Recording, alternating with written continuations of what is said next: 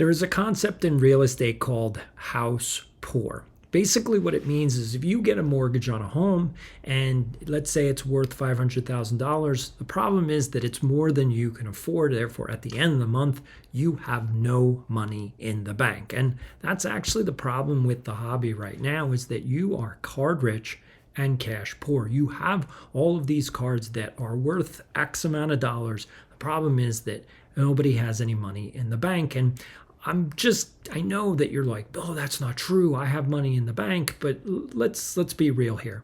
75% of Americans have less than $1,000 in their bank account. You're probably one of those 75%. So you may own a home, you may have some cards, you may be spending too much money on your cards. And so that's what we're going to talk about this week on EDI Sports Show. If you're not subscribed, subscribe now. Hit the like button because that's what lets the YouTube algorithm know to push this out there. This is a preview for upcoming. So this is Chris Sewell. He is the baseball card collector, investor, dealer. If you're not subscribed to his channel, please subscribe now because he knows what he's talking about, and he is going to talk about grading in a second. We're going to get there because it's a very important thing to talk about this week, and it goes into this whole thing of house poor, or card poor, card rich, cash poor. So here we go. Here's the difference. So in housing, let's say you have a $500,000 house. 20% down is at the $100,000. Now that's a normal loan. Back in the day, and I mean back in the day, like when things were normal, it was readily known that you should not spend more on your mortgage than around 20 to 25% of your take-home pay, okay? That's no longer basically a restriction anymore. In fact, banks do not care if you can pay for the house or not. They just want the loan because they want to bankrupt you.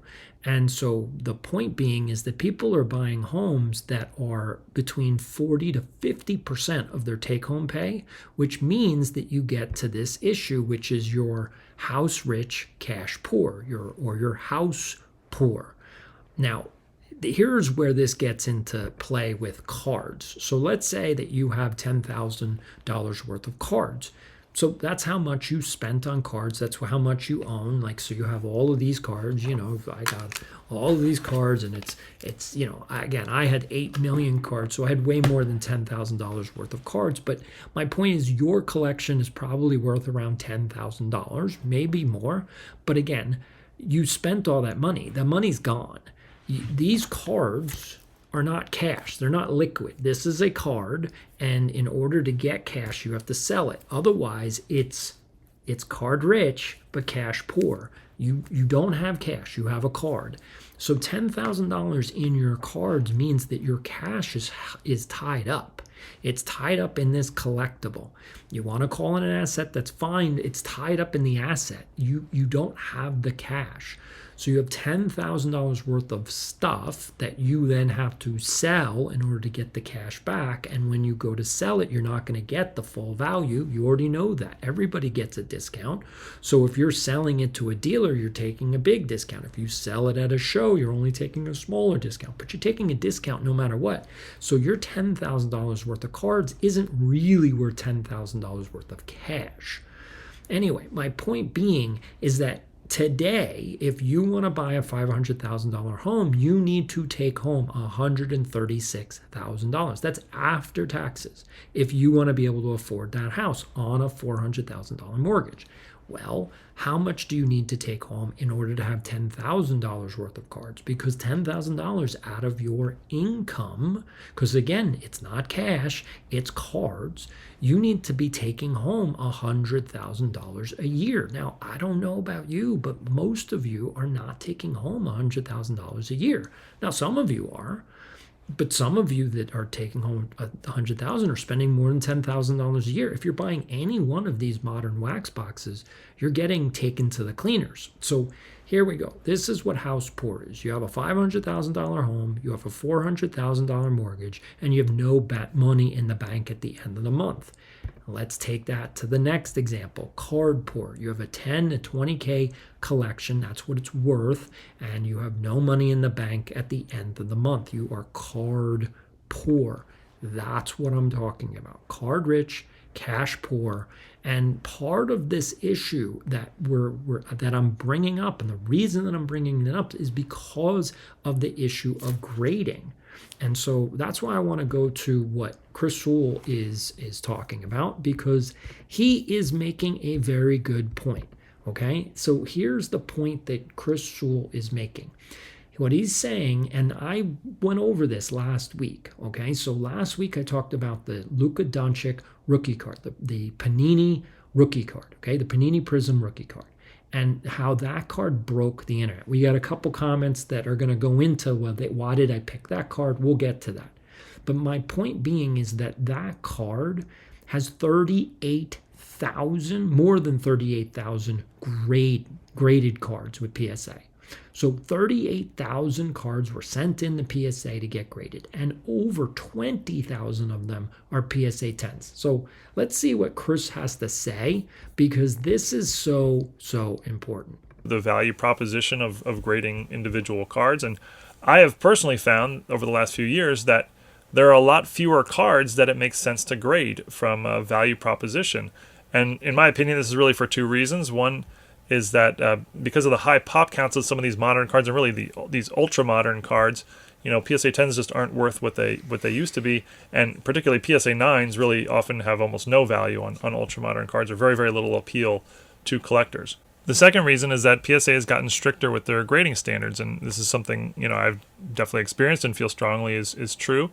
He's telling the truth. Like you heard him say it. Like he has seen that so many people send in these cards, and what happens is it devalues the amount that you can get for your cards. This is a, here we go. This is a Cam Reddish, okay, a Hoops premium stock Cam Reddish Pulsar, okay, PSA 10.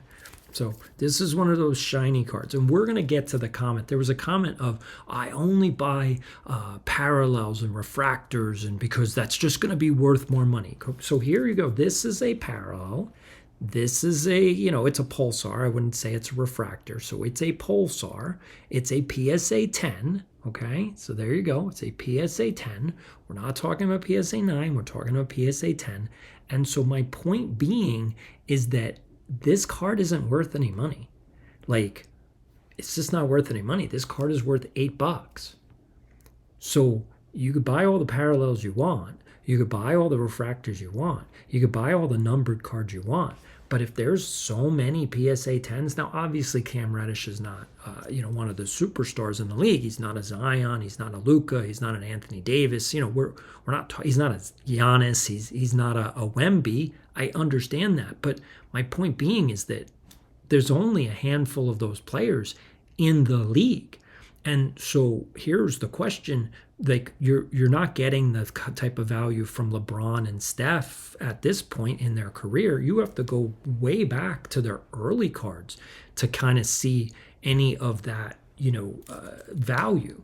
So at this point in their career, they're at the end of their career.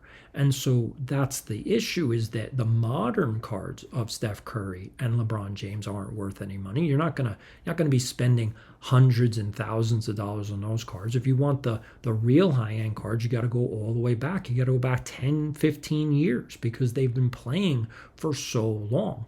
The new players are the ones that have the major upside because they're the ones that are playing now and their cards are not that old. And that's the way this hobby kind of runs, is, it's sort of like you're competing against time.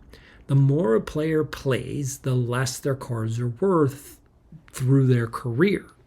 But it may make their rookie cards and their earlier year cards worth more. And obviously, when they go into the Hall of Fame or when they die, especially if they die young, like a Kobe, then their cards they're gonna jump to a certain level. But Kobe cards traditionally aren't all that expensive. You're not spending thousands of dollars on Kobe cards, even the refractors, even the Topps Chrome, like the 2008 Topps Chrome that I would like. So I want a LeBron and a Kobe 2008 Topps Chrome because the 2008 set is the set that I like the most. You can look at the graphic, my logo down at the bottom of the screen, EDI Sports Show. EDI is the 2008 design. That's the lettering for 2008 Topps cards. So that's the card set that I like. I don't have the entire set because I don't need the whole set, but those are so I bought a whole bunch of players from the 2008 set that I like. And that's it. So I want the Kobe and I want the LeBron. Those are the only ones. But, the LeBron card, again, the Topps Chrome, like a PSA 10 is worth a few $100s, yeah, but a PSA 9 is only worth around $100. That's it, maybe less. And that's the issue, is that how much are you going to spend on these cards? Now, again, back in the pandemic, people bought them for a ton of money. Like, people bought these 2008 Topps Chrome cards and the refractors for thousands and thousands of dollars. Like a PSA 10 LeBron 2008 Topps Chrome refractor went for like 25 to 30K. This is the issue. Card poor. You put all that money into the cards, and if you never sold it, you don't have that money anymore. It's gone because everything came down from the pandemic level. That card right now is only worth, it's less than $10,000. So again, card poor. It's less than $10,000. So if you sell it, you're going to get, let's say, 9. Because if it's worth 10, you're only going to get 9. So you've lost so much money. And this is the issue that I'm trying to raise here and just make sure that people are aware. Like, I don't want you to get flat-footed. I don't want you to get flat-footed. Now, here's one thing that I want you to do. If you are trying to sell your collection, now, I'm not, like, I am trying to buy collections, but I'm not going to make you any promises that, like, if you hit me up here on Instagram and DM me, you have a collection, DM me right here, tell me that you have a collection, go through it, say, give me the photos of the cards. What I want you to do is I want you to take out the most expensive cards and send me a photo, and then tell me how much you're looking for the entire collection. If you can estimate how many total cards it is, that's great. Tell me where you're from so that we can deal with shipping and all that. If you're local to me, I'm local to Phoenix, Arizona, then we can we can meet up and I can actually look at the cards. But the point being is that you might feel like your cards are worth X. And I'm going to be honest. I'm going to tell you, like, this is what the market value is. If you don't like the market value, then just say, I'm not in the mood to sell. That's fine. You do not have to sell your cards if you don't want to. But if you want to sell your cards, you have to be honest about the market value. And so this is my Instagram. There's a whole bunch of content here. Definitely go over there, hit me up, DM me, let me know what you've got going on. Okay. So anyway, this is my point. We are card rich, cash poor. I got a whole bunch of cards. Now, I did this basically, let's see, I was at a card show this past weekend, or maybe it was last weekend. I can't remember at this point, but I bought an Acuna rookie to PSA 10 update at bat Acuna rookie. I got a good deal on it, and that's the only rookie that I was really looking for in modern cards, so I was able to pick that up. But as I was talking to dealers, they were looking for specialty cards, basically like cards that they could sell that were between $5 to, let's say, $30. And so I put together a lot. I'm going to show you some of the cards. They're not sold yet, so if you are interested, definitely go to IG, let me know. But I'm going to show you some of the cards. And the reason I want to show these cards is because, again, it goes back to this whole the whole theory of card poor, okay? Because these are not cash. These are not cash. So let me go to the second cam so you can kind of see it. So this one is a Cam Reddish Okay, Hoops, Premium Stock, Pulsar. And we're going to get to this on a comment, which is later on, so you'll see. So this is the comments. We'll get to this comments at the end of the show. But one of the comments on my channel basically was saying, I don't collect the base, I only collect the parallels. Well, this is a parallel, okay? Now, how much is this parallel worth? It's only worth about $8, maybe 8 to 10. That's it. That's all it's worth. How much did you pay? Well, how much would you have paid? Not you, because you didn't pay. You didn't buy any of these cards. Nobody bought these cards, which is why it's only worth $8. There's no demand for this, but it's worth 8. Again, if you wanted to get it, there might be some, I don't know. It's an Atlantic Hawks. I don't know. There are Hawks fans. There are obviously Duke fans. So Cam, if you like Cam, this is worth $8. Anyway, my point being is that this is a parallel. Okay, this is not a base. This is a parallel. And for everybody that's buying parallels and refractors and numbered cards, thinking that it's going to be worth all that much money in the future. Well, this is a 2019. Okay, we're in 2025 now. Okay, this card isn't worth what it was back in 2019 and 2020. Back then, this card was around $25 to $40. $25 to $40. Now, was it expensive to be $25 to $40? Who knows? But it's not worth that today. It's only worth $8. So you bought it, and again, this is the whole point. You bought the card, and you're now card poor. You're card poor. This card isn't worth what it was back then, and so all your money's tied up in the card. So what I'm going to do is I'm going to show you some other ones. So here we go. This is the second one. Again, this is a Don Mattingly. This is an SGC7. So it's an 84 rookie SGC7. The price is on it. It's exactly what it's worth. That's it. It's worth $30. That's it. Now, back in the day, did you pay $30 for this card ungraded? No. This card back in the day, I think, was about $15 to $20 back in the day. And so graded as an SGC7, it did not appreciate. Don Mattingly, rookie card, Fleer, and there were not many Fleers. Again, back in the day, back in 84, Fleer did not print that many cards. So Fleer cards are much rarer than Topps cards. So this one is only worth $30. Didn't appreciate, didn't go anywhere. Let's do another one. All right, here we go. We've got, this one is a Ricky Henderson rookie. Okay, so this is an SGC6. Okay, how much is this worth? I've got let's see. I've got a spreadsheet on it, so let's see what I have down. All right, let's see. We've got, it is worth 80, hold on, I'm looking. Ricky Henderson, it is worth $80. That's it, $80. $80. We're not talking about a lot of money. You're card rich, cash poor, and that's the thing. I've got a whole bunch of cards. I can show them to you. I don't know if anybody would be interested in any of these things. So this is a specialty post from, I think it's 1991. So that's so there's a Joe Carter on the back.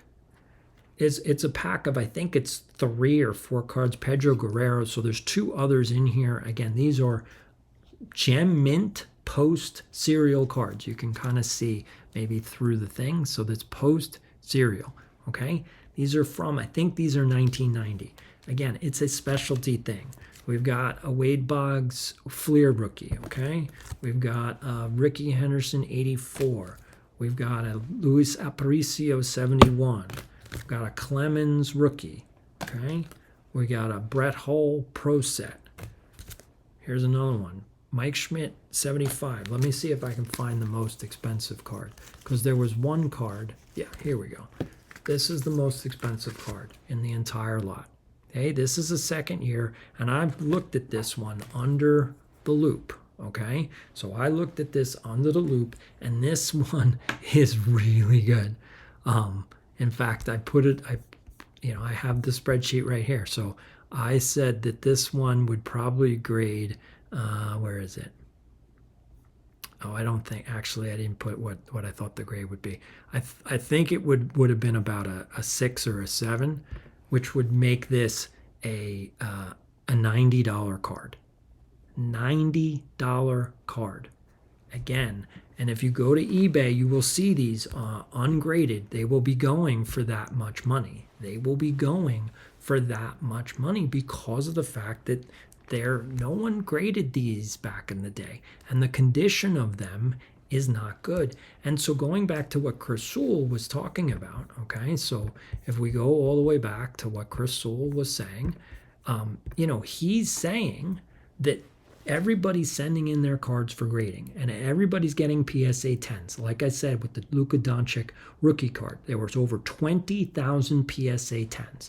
So everybody sent in their card, got a PSA 10, and so as everybody starts building that pop count up, that value of that PSA 10 keeps going down and down and down. And so here's the issue. If you're a dealer, you actually don't want to send in your cards. I understand that you're like, but I have to send in my cards to make the money. Actually, you should not be sending in your cards. You should be recycling the old PSA 10s so that they keep their value.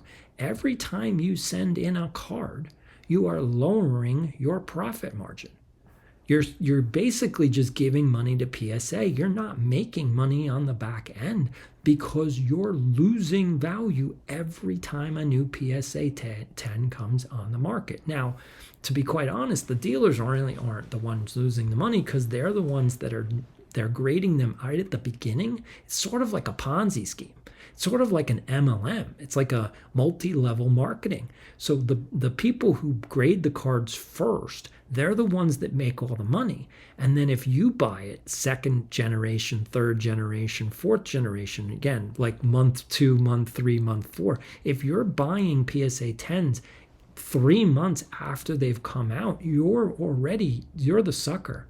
You're the last one in the room. You're the one that's paying too much for the card. That's it. That's the point.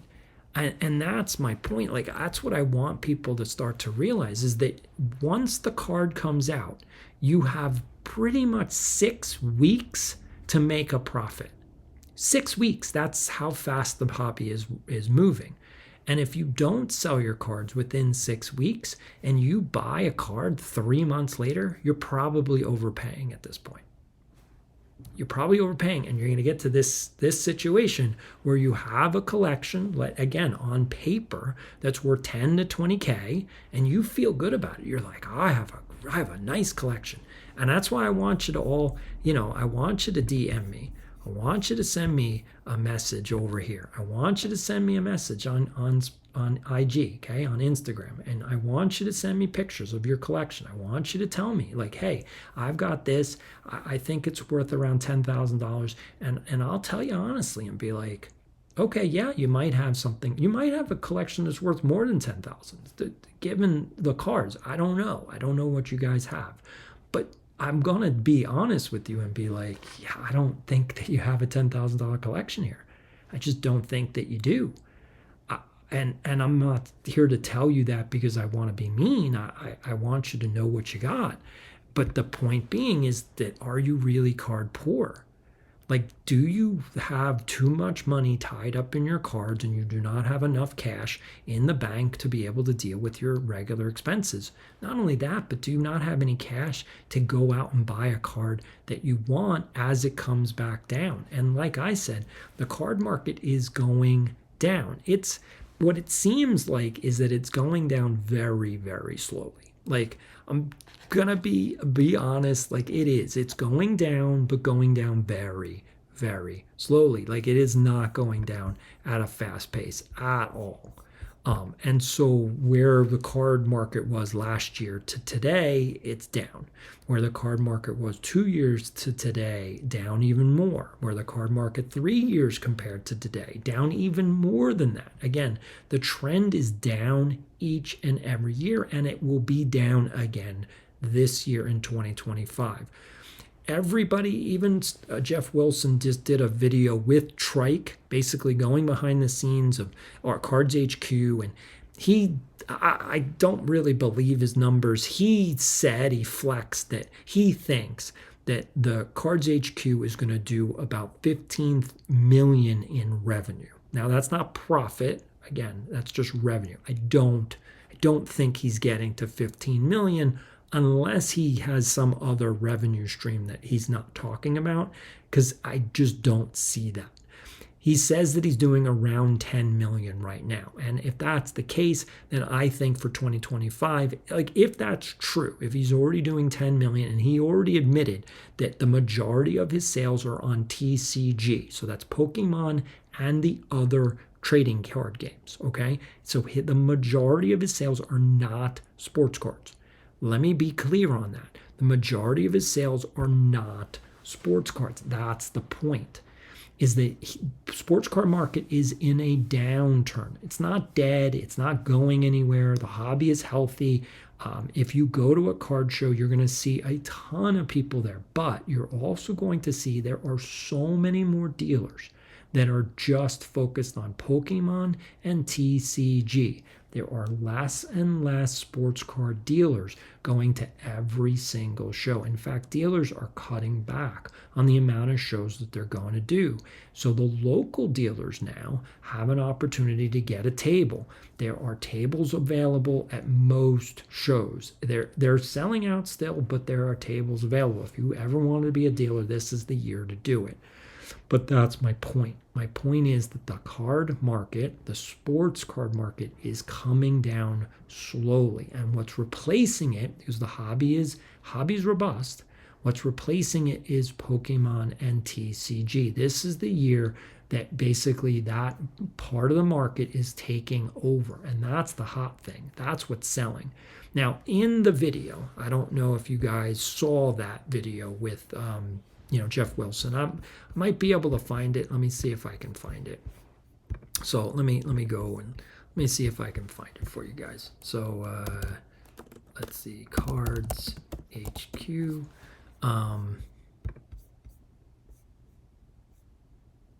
Day in the life. Yeah, you know what? I think this is, no, that's not it. We want the one with Trike. Here, this is it. So it's this one. Today I'm getting a first time behind the scenes. The sound. So this video is basically Trike goes with him through the shop, and he admits, so you haven't seen this video, so that's the title of it, Inside the $20 Million Card Shop of the Future. Again, 20 million is a projection. It's not real. They're doing about 10 million in revenue, according to Jeff. If he's being transparent, I don't know. He's a private company. He does not have to disclose any numbers to anyone. He can keep all of that private to himself. But he has said that his shop did last year, because they've been open for 1 year.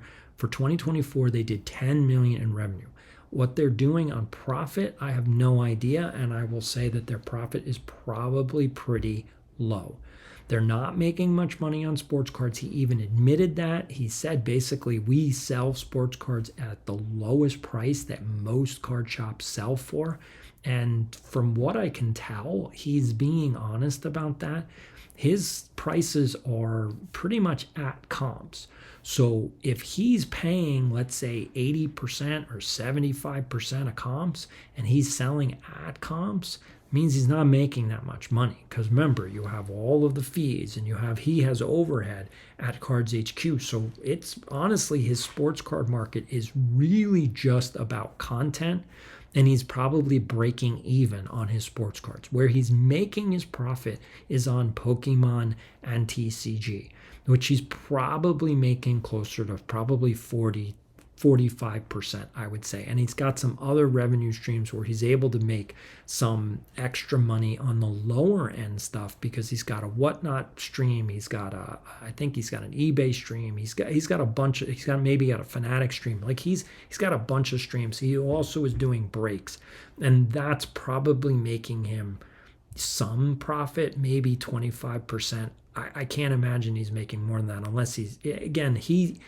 I have to say that he's not trying to rip people off, which is surprising since he didn't make good content before he started at Cards HQ, but at least he's an honest and ethical businessman. He's not an honest and ethical content creator, but he's an honest and ethical businessman, which at least is good in that sense. I mean, he's turned over a new leaf maybe, or maybe that's always the way he's been. He's just not very bright. Now, nothing against, Jeff Wilson in terms of that. I don't want to totally dog on him. He's just Florida Gator. I know all the Florida Gator fans are going to be very mad at me, but Florida Gators, like the Gators are amazing. Like the football team, the basketball team, the sports, the women's sports, the men's sports. Like, I mean, if you go to Florida and play sports there, you are a phenomenal athlete. But the academics at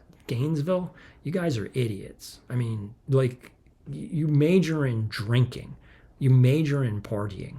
You don't major in academics if you go to the University of Florida. Okay, so that's my point. We're not talking about brainiacs here. We're not talking about nerds. Nerds don't go to the University of Florida. And clearly, you can see Jeff Wilson is not a nerd. He may be a geek, but he's not a nerd. He's not that bright. So my point being is that what he's talking about is all of this stuff. All of this stuff is not making him money. It's just not. It's flying out the door because he is doing it at a low price point, or as low as he possibly can. Now, he might lose on some cards. Like sports cards might actually be a loss leader for him. And he even admitted at the beginning, at the front of his shop, there are no sports cards at the front. The front is all Pokemon. The front is all TCG. He is selling Lorcana. He's selling Star Wars. He's selling everything but sports cards in the front of his shop because that's what people want to buy. If you know about Cards HQ because of YouTube, that's why you're like, oh, Cards HQ, I'm a sports card fan. I'll go check it out. That's it. That's the only people going to Cards HQ are people who know him from the YouTube channel. Everybody in the local community is going there for TCG. And he admitted in the episode, again, I highly recommend people go and watch this episode. Trike does a great job. So go watch this episode. If you haven't subscribed to Trike's channel, subscribe to it. But he basically talks about the fact that they did, and let me see if I can find the cue point on it. So he talks about, here we go. Let's see. Yeah, so this is the board, okay? So this is the board. He hired a full-time tournament coordinator, basically somebody to run all of his card game tournaments. So as you can see, Tuesday, there's nothing. Wednesday, there's a Star Wars Unlimited. Thursday, Friday, he's got 2 tournaments going on, and then he's got 2 on Saturday. Again, this is his strategy. Go after the Pokemon market. Go after the Magic market. Go after Lorcana. Go after Star Wars. Go after all of these niche markets where there's a community where they play games, they go to the shop, they hang out, and they spend money when they're hanging out. Now, how much they spend per visit, who knows? But again, if you're getting people to come back to your store, it's all about psychology. You want return customers. So even if they don't buy something the first time, if they're coming back every single week, they will eventually buy something. And if they keep coming back, they will continue to buy. So the long-term value of that customer exponentially grows. And so all he has to do is just get people to come into the store. Now, unfortunately, again, I guess thankfully he's doing this kind of revenue, 10 million. Again, I don't know what the profit is. I can't imagine it's much. Again, he's also got 2 partners. So, I mean, he's got to split a lot of money. Is he making $100,000 a year? I think he might be, maybe. Again, he's got 2 partners. So I don't know if he's pulling down $100,000 from Cards HQ. He might be. Again, he doesn't need the money, and that's the other piece, is that if you need money, you don't want to be card poor. If you need the money, You don't want to be card poor. I don't need the money. And I think that's the other thing that people need to understand is that you need to look at your own situation and think about, do I need the money or not? If you don't need the money, then yes, do whatever you want with your money. Like seriously, my bigger concern is people who don't have the money to waste.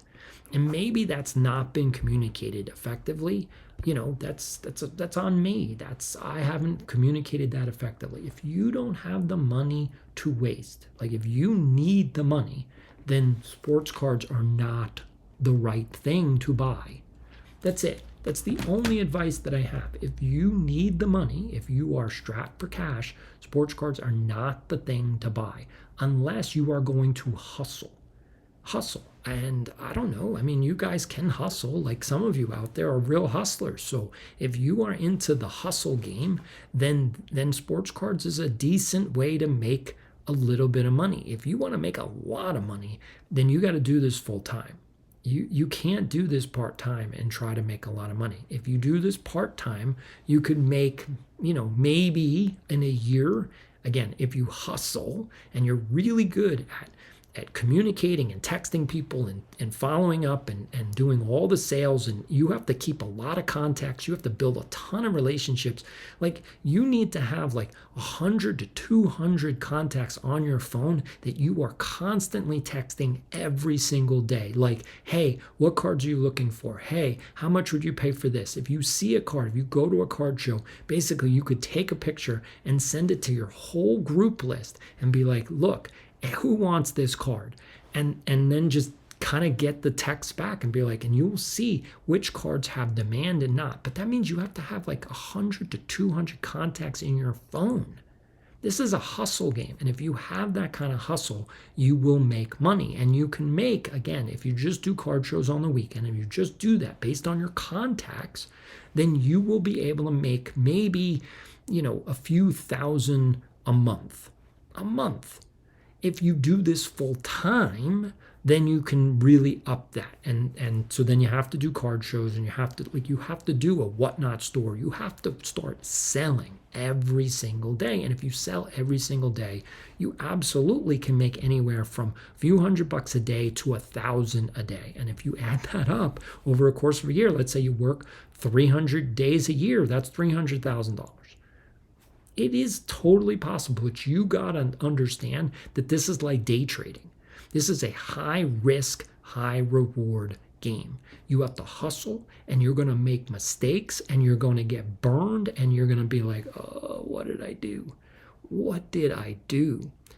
So anyway, I don't want to get too much into this and get lost. So let's go to our comments here. I got a few comments for you, some from last week's show and some from the week before. If you want to make a comment, please make a comment. Hit the like button before we get to it. Again, the YouTube algorithm will let it go out there. So here we go. Let's get to the first comment on the screen. So this is from Kryptonite. This was on Did this card break the hobby? This is the Luka Doncic rookie card. So he says, why this card in particular? Lots of cards have been bought for $1,000 that are now worth $200 or less. That is true. That's how the ultra-modern market works. Actually, yes and no. I'm not totally disagreeing with you, but yes and no. Relying on people to not learn from the last time they got burned, even if you grant that Doncic on his own broke the ultra-modern market. That's not the hobby. It may be the only part of the hobby that interests some people, but that's not the same thing.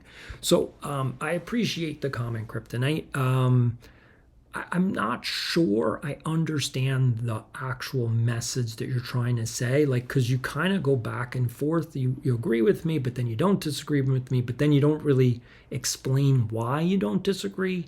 You're just sort of talking, And so you haven't really come to the final piece of it. So maybe you want to think about it some more and make another comment this week and let me know, like, what did you really mean? But I'm guessing what you meant is that there are so many other cards, like the Zion Williamson rookie card did the same thing. The Ja Morant card did the same thing. Here's the difference between those cards and this card. This card has over 20,000 PSA 10s and was graded over 38,000 times. And if you add the SGC numbers to it, it's close to 40,000 cards. That's my point. No other card in the ultra modern was graded as much as this card. This card is off the charts. And as Chris Sewell was saying, again, going back to what Chris was saying, like, let's pull it back up. Baseball collector dealer. Hopefully we'll be able to get it.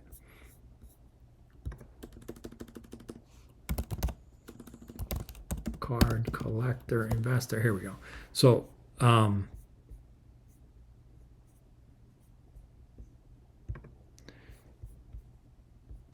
again, the whole point being is, so what Chris was talking about is that so many people are grading the cards, that basically,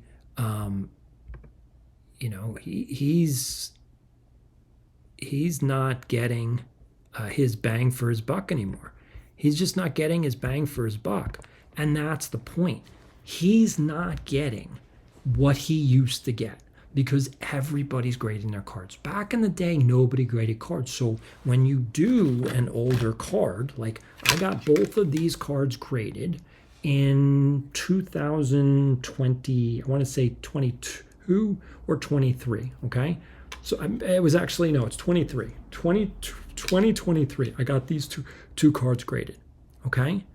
So everybody's grading cards now, even vintage cards. And when you grade a vintage card, you're getting back grades like a 6 or a 7. When you grade modern cards, you're getting 8s, 9s, and 10s. And so what's happening is the bell curve, which is normal for anything. I mean, the bell curve explains basically every distribution that's supposed to be normal. And what's happening is there's so many 10s for the Luka Doncic, and there's no cards at the bottom end. Because, as he said, PSA 9 is virtually unsellable. No one's buying a PSA 9. And if you are buying a PSA 9, again, if the PSA 10 is only worth 200 to 250, what are you paying for a PSA 9? So if you're paying, I mean, I'll be honest with you, if you buy a PSA 9, you should not pay more than 40 or 50 bucks. Because again, if I think that the PSA 10, I believe the PSA 10 will be worth 200 and 250, 15 to 20 years from now. Well, the PSA 9's not going anywhere. If the PSA 10 can't go up, then the PSA 9 can't go up, and that's the point. That's why that card broke the market, because it is indicative of the fact that basically that card is top heavy. It's all PSA 10s and nothing else. Like even the Derek Jeter 1993 rookie card, like there are 10,000 PSA 10s, but there's 20,000 PSA 9s. Okay, so that's my point. Is there's 10,000 PSA 10s and 20,000 PSA 9s. So it's top heavy, but it's not all PSA 10s. That card, the Luka, it's all 10s. It's all 10s. There's nothing else. And that's the point. That's why it broke the market. All right, let's go to Furious Weasel. This is what he had to say. I somewhat agree on the issue. He talking about a 2207 of the video, investing in a base card there. That's why I only buy parallels and refractors. Even a Gem Mint base card is still a base card. Rather have a PSA 9 parallel than a PSA 10. Well, if that's true, Furious, and I'm not saying that it's not true for you, and again, here's the point. You buy whatever you want to buy. If you want your collection to not be base, and you want your collection to be refractors and parallels and numbered cards and patches, and if that's what you want your collection to be, by all means, that's what your collection should be. But if you're doing a collection because you think there's value there, you're sorely mistaken. This is a parallel. This is worth $8. This is not worth anything. That's it. That's all you need to know. Like, so you can collect as many parallels and as many patches and all that you want. And I've seen this. I go on eBay sometimes and I look at, National Treasure patches. Just because I like National Treasures. I think that's probably the only thing Panini did well is National Treasures. And so I look at those patches and I go, oh, maybe I can find one that's like reasonable. And the problem is right now in 2025, not happening. Not happening. It's not happening. There is no reasonable in that market. Not right now, because people, again, assume that these cards are worth more. They're going to be worth more in the future. They're not looking at what all of you guys keep making comments. Like you're saying the right stuff, but then you're doing the opposite of what you're saying. Like you're all saying that that's the way the market goes. Like it goes up and then it comes down. And I'm like, but then why are you still buying into the hype? If it always goes up and then comes down because that's the hype on the rookies, then why are you buying the rookies? Again, if you're 3 months in and you're buying a rookie, you're the last one in the room on this MLM, on this pyramid scheme, on this Ponzi scheme. You are the one that's getting taken advantage of. You're the one that's getting taken advantage of. That's all. All right, let's get to, all right, so I wanted to jump ahead to, this comment. So this is from 2 weeks ago. This is on The Hobby is Broken. This is from Robert Crimmins, and I appreciate it, Robert. You've done a lot of good comments in the past, so I was looking for a good comment, and when I saw this, I was like, this is a good one. So here we go. Great comment. Not everyone lives in the metaverse. That's what I said a couple weeks ago. Doesn't Ken Golden get to auction enough stuff? So he's commenting on Ken Golden was crying that he couldn't auction off the Paul Skeens MLB Patch 101 card. Again, he was like, what am I, chopped liver? I can sell this card, and no one cared. The 11-year-old that got it in Los Angeles sold it on Fanatics, their auction site, which is the old PWCC, and that was it. And I believe that Paul Skeens and his girlfriend Livy actually got to hold the card, I think at the Super Bowl. And Livy was all excited. I don't know. I think it's cute that, I think it's cute. That's all I'm saying. I think it's cute. Anyway, so the truth is usually someplace in the middle. Are sports card a good investment? Question mark. Quick answer, no, not really, but sometimes on occasions they are. Well, it can't sometimes be an investment and sometimes not. It either is an investment or it's not. It's a collectible. I think that's what you need to kind of just wrap your mind around. This is a collectible that has value. And therefore, yes, you can make money on a collectible that has value. That doesn't make it an investment.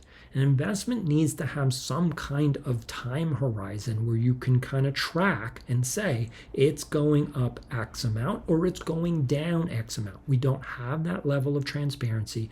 I said this last week, grading actually gives us transparency. Like, because so many cards are being graded, we actually know now what some of the print counts are. Like, we don't know how many Luka Doncic rookie cards were printed, but we have a pretty good guess. If 20,000 of them are PSA 10s, there's probably 1 to 2 million of those cards out there. That's a lot of cards. That means that the price on those cards has to be, there's pressure to keep those prices down. That's why if you're buying these cards 3 months after they're released, you're already too late. You missed the boat. That's all that I'm saying. You have to understand the hobby at a higher level. So, all right, let's get back to this comment. So, if you had vintage or hot sports cards before the pandemic and sold later, you really made out. A couple years after that, all work at home and stimulus and got some high-graded base and you sold you made out. Guess what? In 2024 and 2025, going forward, I'm not sure what that means, is being major pulled back. No stimulus checks rolling in, no pandemic crazy pricing, back to a more regular world and regular sports card pricing. It's a hobby for some that maybe down the line, if smart enough, can make money a bit over what you paid minus the 15% or so selling commissions and or grading fees along the way. You ain't getting rich off this. Forget that notion. Just forget it. All right, so here's, again, great comment. Literally great comment. I have some of the smartest YouTube people in the hobby on this channel. So if you're not tuned in every Friday, 6 p.m. on the East Coast, 3 p.m. on the West Coast. Like I said, hit the like button. All right, let's get back to this comment. So, Robert, it's not an investment. It's never been an investment. Yes, you can make money on it because it's a collectible that has value. And so sometimes some of those cards will appreciate. Most of them will not. So your assertion that maybe you'll be able to get profit after the 15, no, actually that's the problem, is that the 15% fees from eBay is all the profit. It's gone.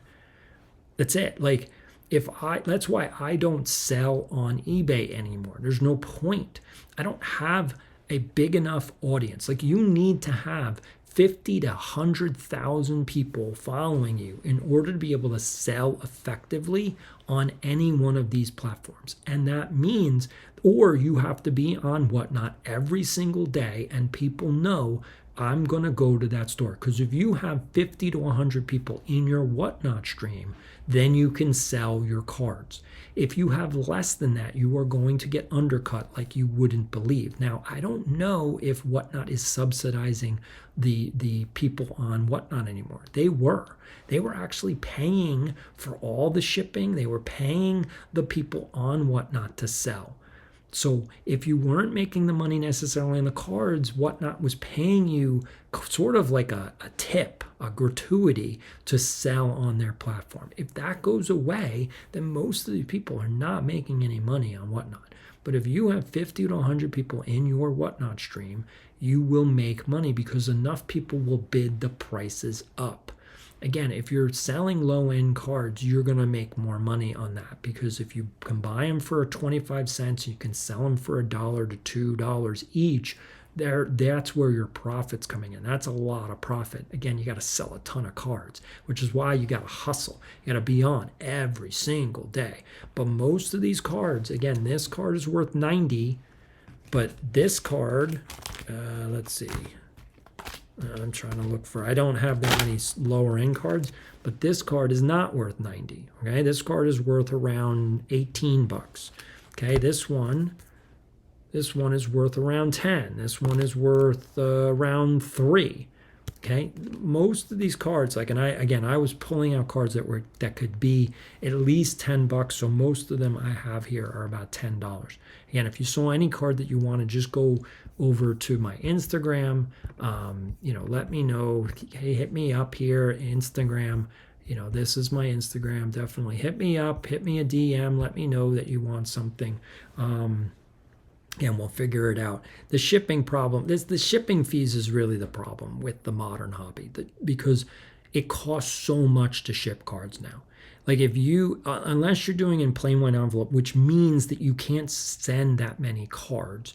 So if you send in a plain white envelope, you are limited to a handful of cards. Like you can send maybe like 3-4 cards in a plain white envelope without having an issue, because remember, you got to have some level of protection on it, and it just won't fit in an envelope, and then the post office won't deliver it. So it's going to cost you anywhere from $1.50 to $2 just for a plain white envelope at this point. Like, shipping costs are no longer cheap, and that's the issue.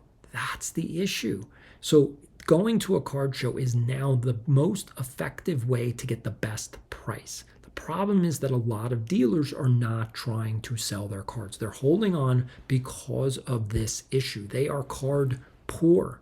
They have too much money tied up in their cards, and so now they're panicking.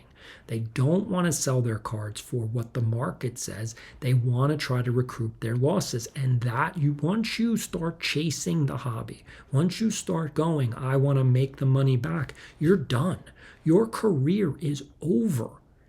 You have to sell the cards as quickly as humanly possible. When I set up as a dealer, I sold 80% of my product that I brought. 80%. When I went home, I literally had nothing at the end of the show. And the reason is because I was there to sell. And so, yes, I took discounts on things. But I sold a ton of stuff. And that's where you got to know what your costs are. You got to know your cost basis. You got to know what you got into it. You got to know what you're willing to lose on it. And sometimes you need to lose money just to get the cash out. Don't be card poor. Okay, that's the issue. Don't be cash poor. Don't be card rich, cash poor. The cash is always king. It's always king, and hopefully you get that. Now, hit the like button. I want to thank everybody for joining me this week. This is the EDI Sports Show. My name is Doc Schwartz, and we do this every Friday. Tune in every Friday from 6 p.m. to 3 p.m. If you want to hit me on X, if you have a story, like if you know something is going on in the hobby, hit me up on X or Instagram. Let me know. Just DM me. If you have a collection that you're trying to sell, hit me up on Instagram. That's an easier way because you can send me all the pictures and videos. Instagram's just better with DMs and instant messaging. X is not that good at it. But for any story stuff, I do post all Ranger newsletter stuff on X. I don't do it on Instagram. So if you're into the Rangers, you want that newsletter, go over to X. This is Doc saying, have a great weekend.